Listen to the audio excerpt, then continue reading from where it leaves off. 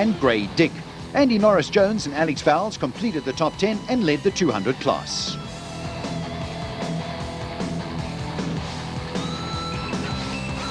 It is inevitable that on the Roof of Africa Rally there are first-day casualties. Among them this year were Special Vehicle Championship leaders Franz Czepik Sr. and Jr. in the V-Motors Raceco. It was a major blow for two-time winner Franz Czepik Sr. We had a cam follower go on the time trial, and the cam follower, we rode on with it. We had to finish the time trial, and we bucketed up the camshaft. So we were going to throw in the towel, but we've actually decided we're going to try and replace the camshaft. That means splitting the whole engine in half. Must be about 10 hours labour, but we must get a half an hour penalty tomorrow morning. But if we can get it going, we're going to give it a bash.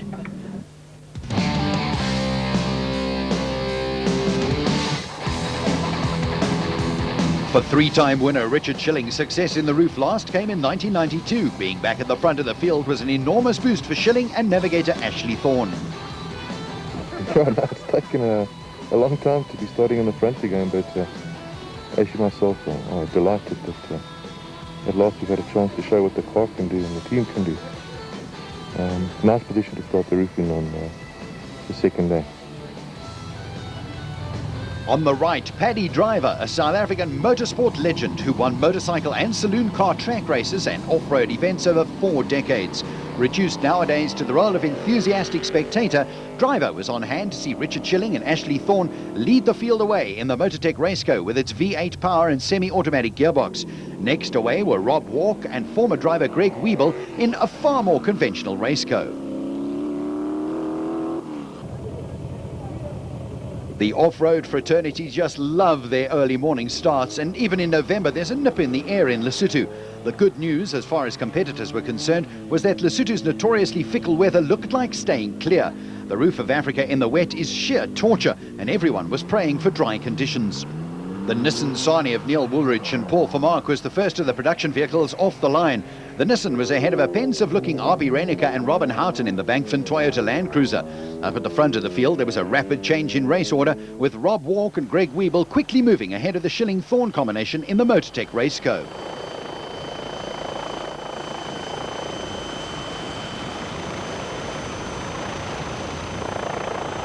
The quick change at the front of the field with Walk and Wiebel going into the lead was something of a surprise, but set up the prospect of a good battle between the Superpave car and the Motortech entry.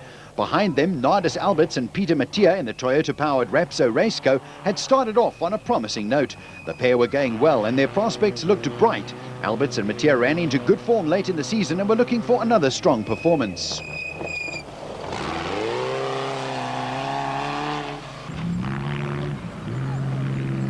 Running fourth on the road was the Shell Raceco of Stanley Illman and Frans Stangl. The approach Illman and Stangl take to their off-road racing is to settle into a rhythm and gradually wear down the opposition.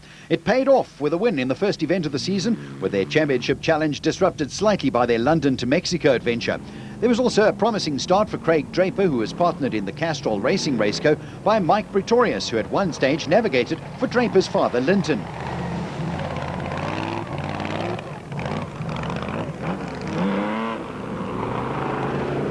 Toyota Desert Race winner Richard Carolyn was the first of the single-seaters in the lubrication equipment Raceco, with brother Bux again down on the entry list as co-driver of the car. Affectionately known as Obut, elder brother Richard is steadiness personified and dovetails well with his more aggressive brother. There had also been an early change at the front of the production vehicle category. The Bankfin Toyota Land Cruiser of RB Reinecker and Robin Houghton had moved ahead of the Nissan Sani, with the Toyota's motors sounding as crisp as ever.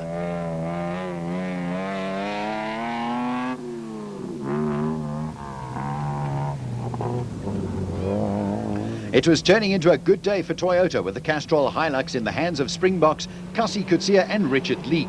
Second on the road in the production vehicle category behind the Land Cruiser, the experienced Leek and Coetzee, winners of the Roof in 1993, had also moved ahead of the Woolridge Vermaak Nissan Sani, which appeared to have run into problems. The Natal crew of Derek Pinoy and Hilton Laurie were going along steadily in an aging Raceco. Pinoy is highly experienced and a previous winner in national off-road racing, who knows just what the Roof of Africa is all about. While some crews were content to try and preserve machinery for the final day, the Sulwald brothers, Herman and Karl Heinz, were on a charge in the Sulwald Transport Raceco.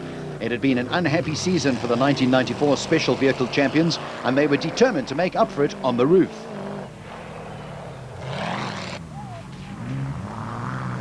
At the front of the Class B field, Herbie Smith was having another good outing in the superbly turned out Mighty Mag.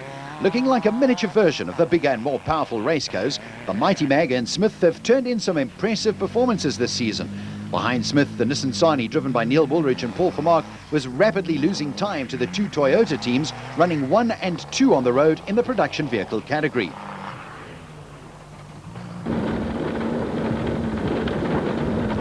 One of the beauties of the roof of Africa, or you could call it a pitfall depending on your point of view, is the deceptive nature of the terrain.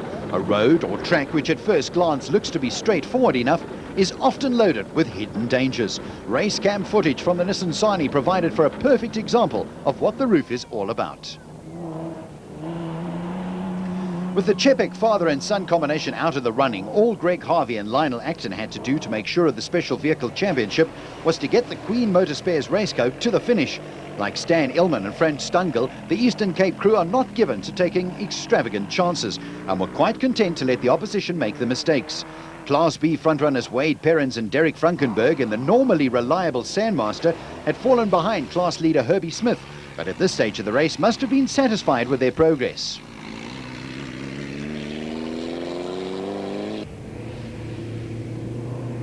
Class E quickly developed into a battle of the families, with Andrew and Chris Birkin up against the consistent husband and wife pairing of Niels and Albie Lemmer. Just to make it a little more interesting, with the Birkins nosing ahead in the early stages, both crews were in Toyota Hiluxes. Up against the big guns with factory backing in Class D, the aging Nissan Safari of Mafeking pair Paul Yonker and Michael Allen never had a realistic chance of class honours. But there was a spirited performance from the pair in the early stages of Racing Section 2.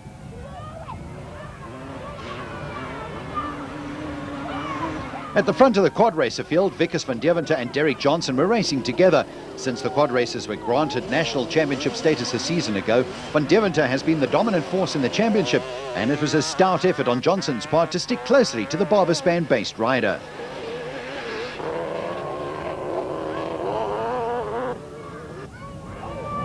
There were no prizes for guessing who had taken an early grip on the motorcycle section of the 1995 Roof of Africa Rally. Mounted on the Pro Action Castrol KTM, the diminutive Alfie Cox had simply picked up where he left off nearly 9 months previously when he went to campaign in Europe. In search of his 7th roof victory, Cox had already passed the Videosport SVM Range Rover of Arthur Abram and Stratford Voigt, which was not sounding all that healthy.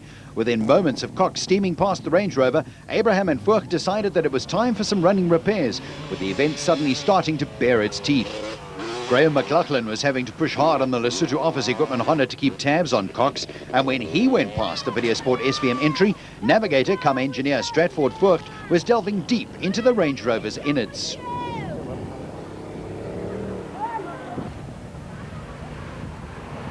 Lesotho entry Fofolo Shai and Moratoli Ramasika in a Toyota Hilux were running third in Class E among the production vehicle entries. Behind them, two-wheeler Grey Dick was having a good run on the Schimmels Yamaha in the 500 class. Dick was running third on the road to Alfie Cox and Graham McLaughlin, but behind him, Errol Dalton on the Lesotho Office Equipment Honda and Daryl Curtis on the Pro Action AGA Panasonic KTM were closing in for the kill. Dalton and Curtis even had time to exchange a few pleasantries as they blasted through the Lesotho countryside.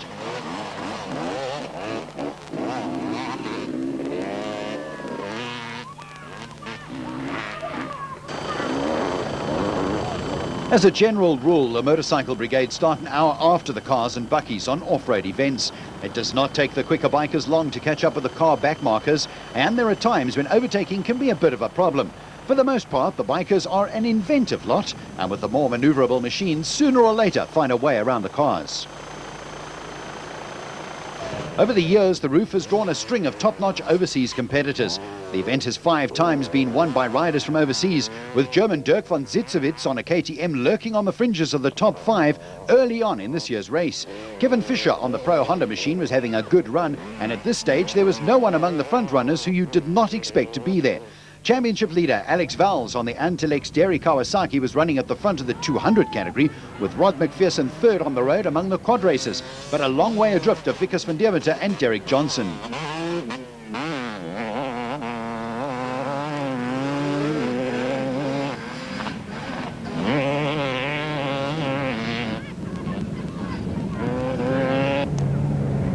River crossings like this one were meat and drink to the bikers, but elicited a far more cautious approach from the car and bucky brigade. With an outside chance of winning the production vehicle championship, Class F frontrunners Ralph Henderson and nephew Ray in the roller-bearing Printer Services Ford were not taking any chances. The Hendersons were being overtaken by biker after biker, but were in firm control of Class F. Behind them, Arthur Abram and Stratford Vogt were mobile again in the Video Sport SVM Range Rover, but had lost plenty of time.